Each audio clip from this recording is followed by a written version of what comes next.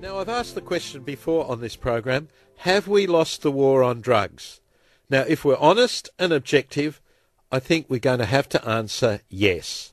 Even after busting a $400 million cannabis and heroin syndicate in Victoria last week, we can be almost certain that the drug cartels will fill the void the police created within just a few weeks. So, do we need to turn our drug policy on its head? Now, to discuss this tonight, I've got on the line a man who says that whilst drugs can be dangerous, they're simply too dangerous to leave it in the hands of the criminals. His name is Ethan Nadelmann, and he's from the Drug Policy Alliance in New York. Now, welcome to the show, Ethan. Thank you for having me on, Bill. I'm really pleased. What's wrong with the nature of the public debate on drugs at the moment? Well, I think we've mostly been stuck, both in my country and yours, up to a point, in just sort of debating which different law enforcement strategy we should do. I mean, it's sort of telling in a way with this major police bust of the marijuana and other drug operation in Victoria. It seems to me what a beautiful opportunity to ask the question, what difference does it make? Yeah. I mean, on the one hand, these guys were criminals. They deserve to be punished. But on the other hand, is it going to actually make any difference on the marijuana markets? If it does, is it going to result in other people not finding marijuana and shifting to other drugs? Are other criminal organizations just smacking their lips and looking for the opportunity? What was the opportunity cost of police not focusing on more serious crime? How much are the taxpayers of Victoria going to be paying for this between the operation itself and the punishment and all this? What might the money have been better spent on? I mean, those are the sorts of questions that you would think any taxpayer, any citizen would want asked, but they're not being asked. Are criminal organisations happy with drugs remaining prohibited? Oh, well, of course they are. I mean, you think about it, who are the two organizations in your country and mine and around the world who most benefit from the criminalization of drugs in the black market? One is the criminals themselves, right? Because if the drugs were legal, if they were legally regulated, the criminal organizations would lose their competitive advantage, because their competitive advantage lies in the exercise of violence, intimidation, extortion, and illegal movement in goods. And the second group that benefits, I'm sad to say, is the law enforcement establishment. They just keep soaking up more and more and more of public resources. They get more and more sort of, of resources that might otherwise go are going to them. Every politician wants those guys standing up with them, and everybody's afraid to do the sort of critical analysis and say, who exactly is actually benefiting from these war on drugs, apart from the law enforcement establishment on the one hand and the criminals on the other? Ethan, can we ever create a drug-free society? Well, Bill, there has never been a drug-free society in human history, with the possible exception of the Eskimos, because they couldn't grow anything. But, I mean, apart from them, societies all around the world have uncovered, discovered, devised plants and chemicals that they have used as medicines, as things for spiritual enlightenment, as things for pleasure, whatever it might be. And the sad fact is, we're not going to get any closer to a drug-free society. I mean, 30, 40 years ago, who had ever heard of Ritalin or Prozac or Viagra? And a generation from now, there's going to be a much greater diversity of pharmaceutical drugs. There's going to be perhaps new illegal drugs we've never heard of. So I think that this notion that somehow we can protect ourselves from drugs, that somehow we can build a moat between drugs and our children by just bulking up the law enforcement resources, I mean, that's a dream. We need a better way. Now, we're not supposed to say it, but does that mean we simply have to accept the fact that people in society will use drugs because they feel good? Well, I think that's right. I mean, look, people use drugs to make sick people feel normal. Normal people use them to feel better than normal.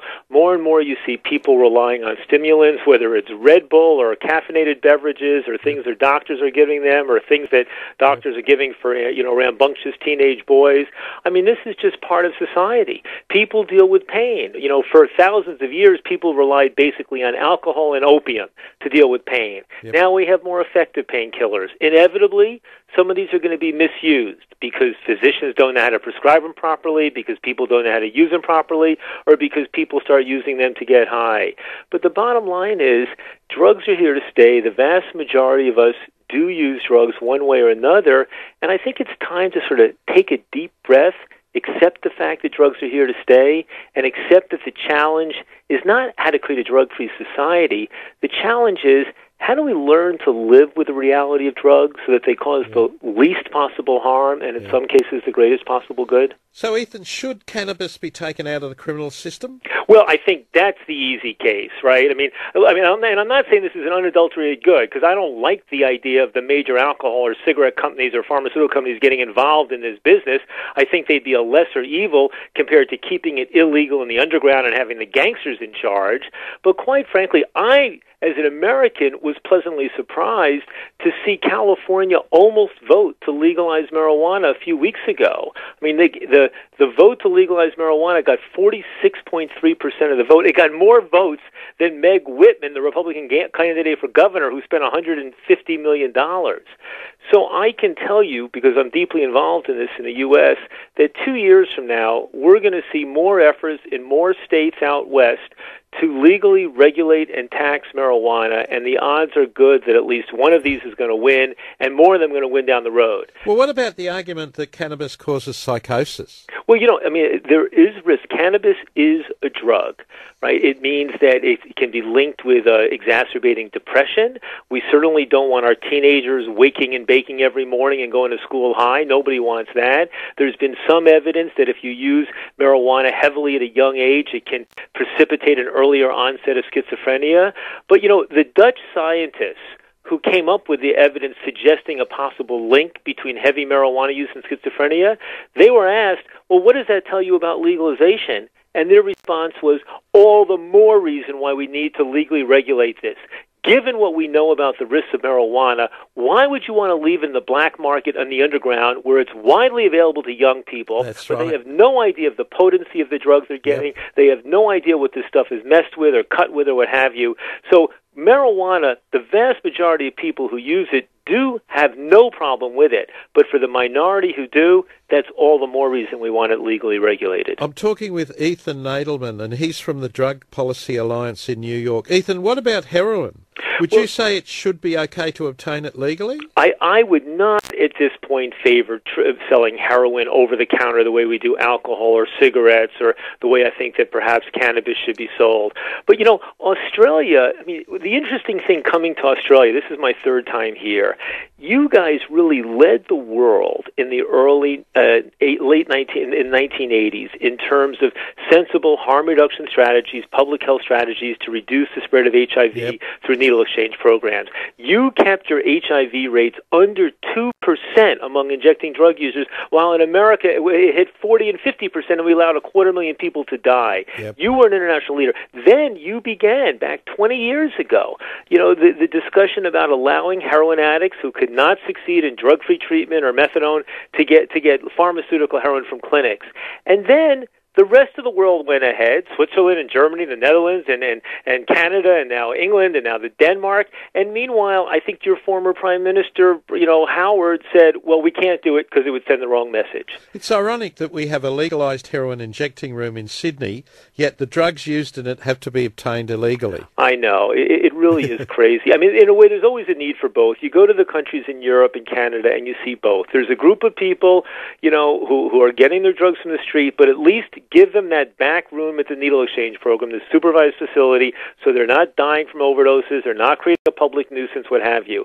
And then there's another group who are burnt out on living a life on the streets. They don't want to be doing that, but they cannot imagine a life without heroin. And allow them to go to a clinic, the evidence is overwhelming that it reduces crime, arrest, disease, infection, helps people get their lives together. And many of the people, Bill, who go into those programs, ultimately, for the first time in their lives, look in the mirror and they say, now's when I want to get clean. Now, if we legalise drugs, won't that mean more people would use them? Well, I think that's the risk, right? The risk is that if you make these drugs legal, more people will use them, more people abuse them.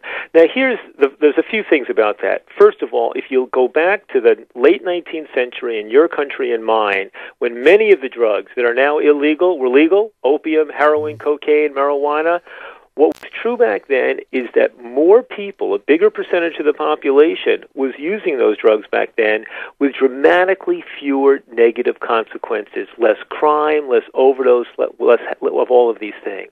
So I think what we need to understand, let me make an analogy for you, Bill. There's another powerful, dangerous substance out there. It's one we can't live with, we can't live without. It's one that gives us great pleasure and also causes horrific problems in our society. What is that substance? It's the automobile. We're all addicted to it. We're dependent upon it. You know what I'm talking about. Yeah. Now, look at the last 20 or 30 years in your country and mine.